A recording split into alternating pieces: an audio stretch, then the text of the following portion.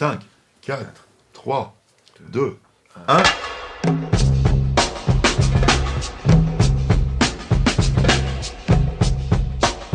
J'ai une idée.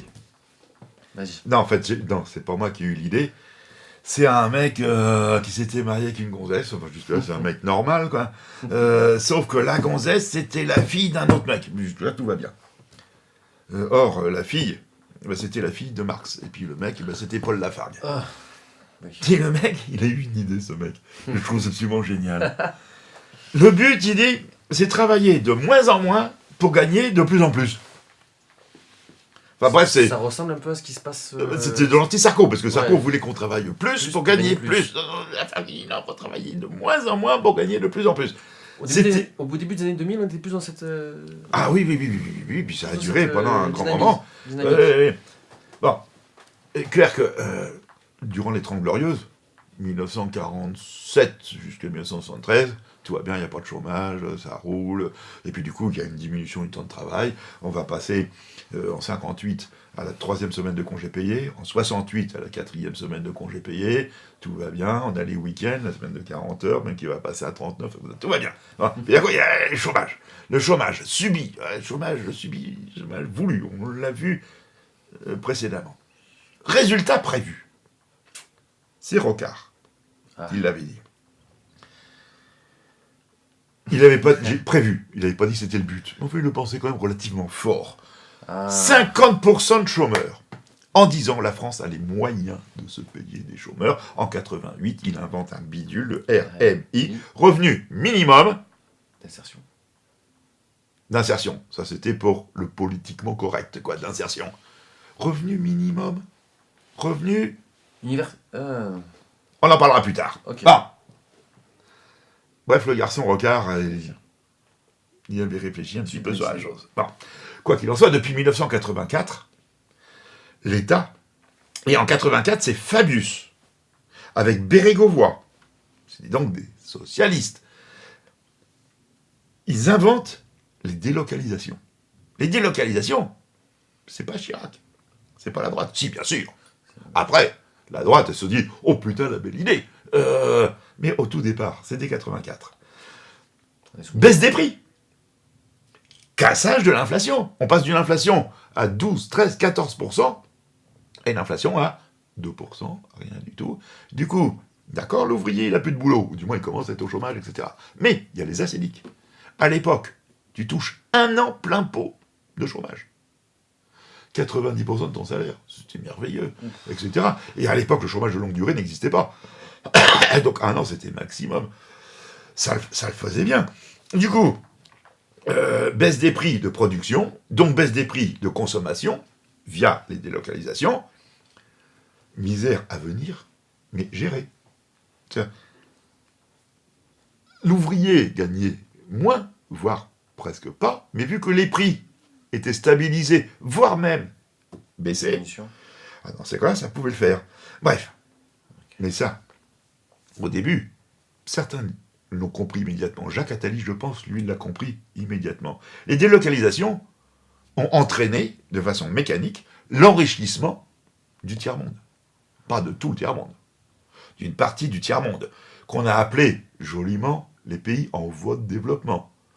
Puis après, on les a appelés, pays en voie de développement, ça faisait curieux. On va trouver un acronyme, personne ne comprendra rien, les BRIC. B-R-I-C. Brésil, Russie, Indonésie, Chine. Inde, pardon, pas Indonésie, Inde, Chine. Enfin, donc ces pays qui se développaient véritablement, qui s'enrichissaient, puisque les Chinois, dans les années 70, ils mouraient de faim, je caricature un peu, en Inde, c'était à peu près la même chose, et puis aujourd'hui, il y a une classe moyenne, etc. Bon, tout va pas bien, mais ça va quand même largement mieux. Mais en même temps, ça s'est fait avec un appauvrissement des pays riches. C'est-à-dire du G7, qui est devenu le G8, au-delà même le G20. Vous avez un même gâteau, dans la mesure où avant, c'était une toute petite portion, les Occidentaux, enfin les Européens occidentalisés, qui se prenaient tout le gâteau, mais les autres, ils n'avaient rien, évidemment qu'on était très riches. Les Italiens, ils ont les boules. Nous, on avait nos colonies africaines, même avec la délocalisation, on a fait la France-Afrique, bref, on a fait ce qu'on appelle le néocolonialisme, enfin bref, on s'est gavé, impeccable. Merci Monsieur Foccart, que c'est De Gaulle qui l'avait trouvé, et ce Monsieur Foccart, il a duré jusqu'à Mitterrand. Bon, c'est vrai qu'après, Gilbert Mitterrand, le fils de Mitterrand, qui était surnommé en Afrique Papa Madi, il était moins bon que Foccart. Bon. Et toujours est-il que là, il s'est vraiment passé quelque chose. C'est une espèce d'enrichissement un peu généralisé, et aujourd'hui, ces briques, notamment la Chine ou l'Inde et tout, ils ont compris tout à fait le mécanisme, c'est pour ça qu'on leur explique, et eux-mêmes sont en train de redélocaliser, entre autres en Afrique. Du coup, il y a un développement actuellement en Afrique, même s'il y a encore une misère extrême, etc. Mais alors, pas dans toute l'Afrique, mais en Côte d'Ivoire, au Sénégal, dans certains pays d'Afrique, il y a ce qu'on appelle, ce que Rostov en économie appelait un take-off, un décollage économique. Quoi. Aujourd'hui, juste pour préciser, la Chine travaille avec, en tout cas, un partenariat avec tous les pays d'Afrique, sauf un, il me semble. En tout cas, ils sont présents dans tous les pays d'Afrique, sauf... Oui, alors ça, c'est une espèce de relativement longue histoire, on peut synthétiser. C'est à l'époque de Jospin. Jospin, qui était à peu près aussi con que Carter. C'est un droit de l'homiste, conseillé par Kouchner, l'ineffable Kouchner. Enfin, bref, c'est une honte, la France-Afrique. Il faut se retirer de l'Afrique pour permettre à l'Afrique de se développer, etc. etc. Mais c'est des autres qui prennent la place. À peine on fait ça, les Américains prennent la place. Notamment, à l'époque, le Zaïre, qui deviendra le Congo, etc. Bon, sauf que les Américains, comme toujours, les Américains ne comprennent rien aux autres civilisations que la leur, et donc ils font que des conneries. Bon, ben, ça marche pas, ils se cassent. Ils se cassent, hop, ils sont remplacés par les Chinois aussitôt. Mais les Chinois... Ah oui, non, les Chinois, ils font du chinois. Oui, non, mais sauf que depuis... Et c'est depuis Hollande, mais c'est rien à voir avec Hollande, c'est depuis 2012, 13, 14, etc. Depuis à partir de 2010, ouais. Les Africains nous appellent, quand je dis nous, appellent la France, c'est-à-dire l'État. Revenez s'il vous plaît, les Chinois, on n'en peut plus. Okay. Parce que les Chinois, ils sont terrifiants dans ce coup-là. Enfin, ils ont d'une efficacité, d'une productivité, etc. Redoutable. Alors, et puis les Chinois, en plus, ne sont pas d'une nature impérialiste. D'habitude, ils veulent contrôler leur sphère, qui s'appelle l'Empire du Milieu. C'est le vrai nom de la Chine pour eux. C'est l'Empire du Milieu. C'est écrit en deux mots, mi et lieu. Ils sont au milieu de leur monde. Ils veulent contrôler leur périphérie, mais juste leur périphérie. Donc l'Afrique, l'Europe, etc., sont des choses qui nous les ont historiquement. Ouais, c'est ça qui est oui et non. Ils ouvrent une base militaire à Djibouti. Oui. Ils commencent à copier le modèle américain. Ils sont en voie de mondialisation. Mais bon, voilà. Nous, dans la foulée, on avait réussi à sauver un truc, le quaternaire.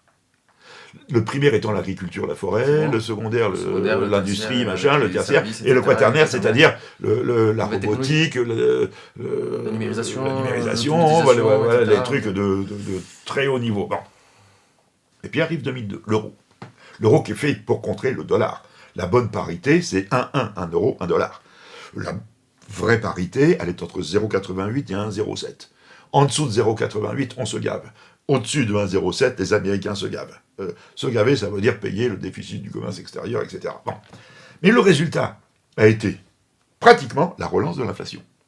Tous les conseillers qu'ont pu avoir les patrons, même les petits patrons, le petit boulanger, quand c'est au passage à l'euro, quand une baguette coûtait 3 francs, est-ce qu'il fallait le traduire en vrai euro, c'est-à-dire 0 euro, virgule, etc., ou alors on arrondit.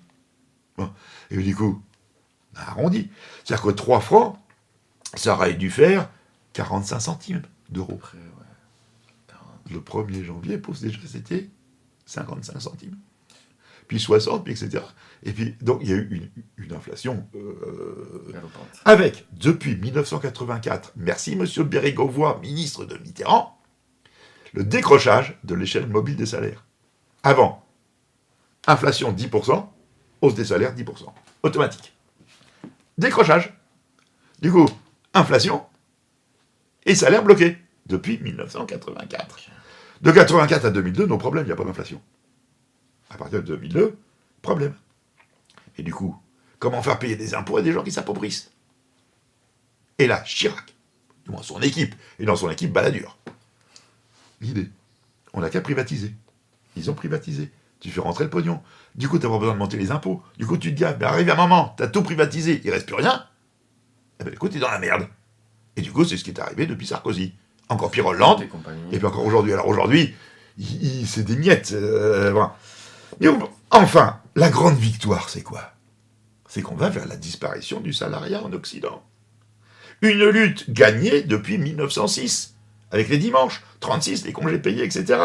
Or, sans salariat, point de capitalisme, c'est donc la fin du capitalisme, tel que imaginé par Marx. Que voilà une bonne nouvelle pour certains, une mauvaise nouvelle pour d'autres. Toujours est-il que là, on a levé un petit lièvre, c'est le problème de l'État-providence. Mais ça, ce sera l'objet d'une séquence suivante.